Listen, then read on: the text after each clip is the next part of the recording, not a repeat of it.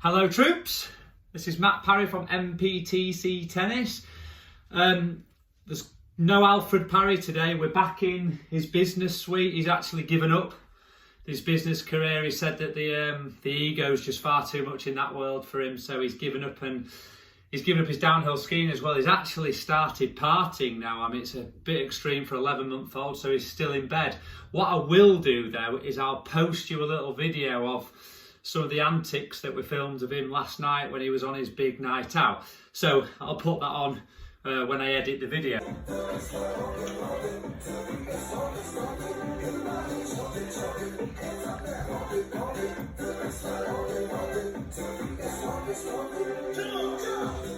We're just going to discuss two aspects of tennis, not technical, but really crucial aspects of tennis that are little bugbears of mine that will hopefully help you at all levels of tennis to improve your game. And the first one is unforced errors.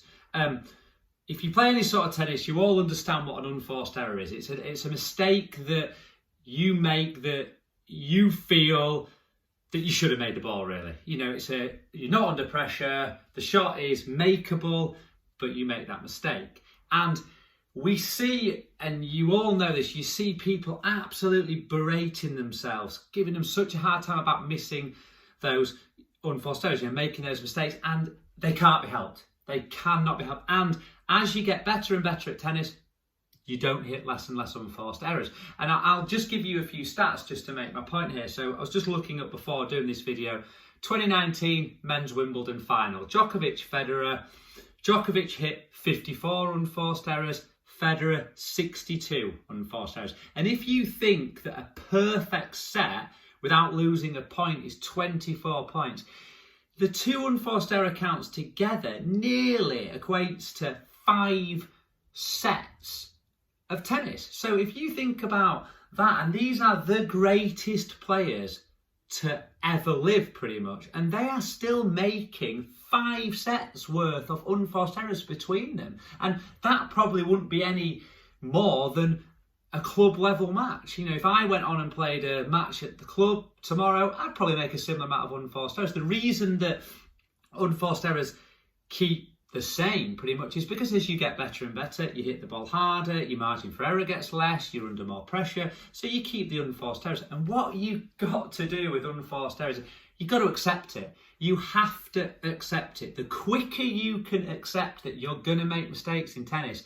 the much better your enjoyment and your results will be. And the way I describe it to people is it's like a tax return. I mean, I hate doing my tax return, but I have to do it. I hate it, but I have to do it. And there's no point me being annoyed all year knowing that I've got to pay my taxes and do my tax return at the end of the year.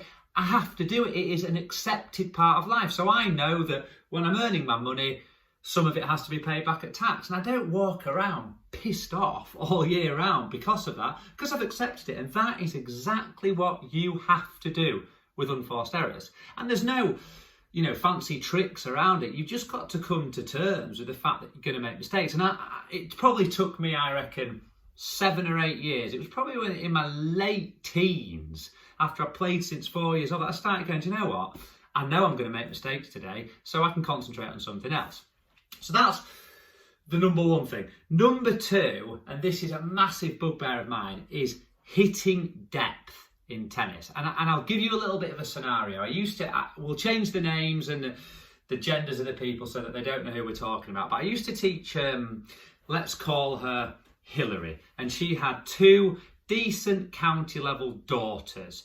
They were good, but never going to be professionals. But they were good. She would have liked them to be professional, but they never were going to be. And we've all had those tennis lessons as coaches where you've got that parent stood at the side who is doing more coaching than you are.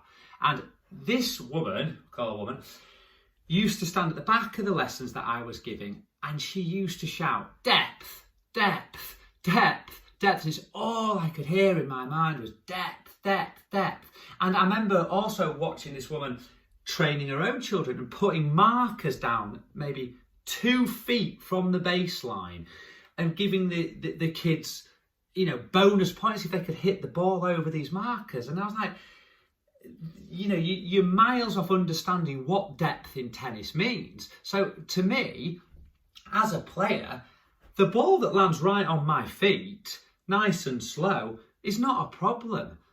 The ball that lands halfway between the service line and the baseline, 90 miles an hour, heavy topspin, that is a deep ball in my eyes, because depth is not where the ball bounces. Depth is where you as an opponent contact the tennis ball. So you could hit an average ball to me that lands a foot from the baseline, and I could stand on the line, hold my ground and play a great shot back. You could hit a ball 4 feet shorter than that with masses of topspin, and that shifts me back 10 feet behind the line. And I tried to explain to this woman that no, the depth is nothing to do with the length of the ball. Depth is where you, as an opponent, contact the ball in relation to the baseline. So you could, and we've seen Nadal, and we've all seen this, especially on clay courts, in the French Open particularly, we've seen him land the ball close to the service line and still push the player back.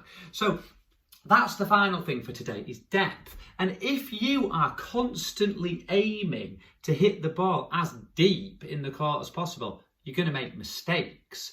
So you've got to understand depth is all about how heavy, how much topspin or slice you can generate on the ball to push your opponent back off the court.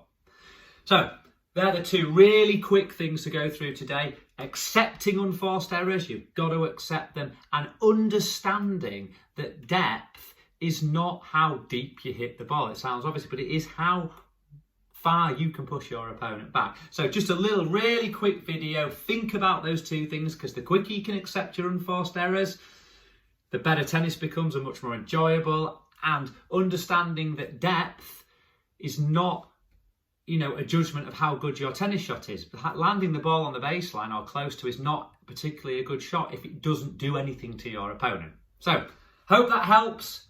Look out for the video of Alfred Parry's crazy last night out. Stay safe.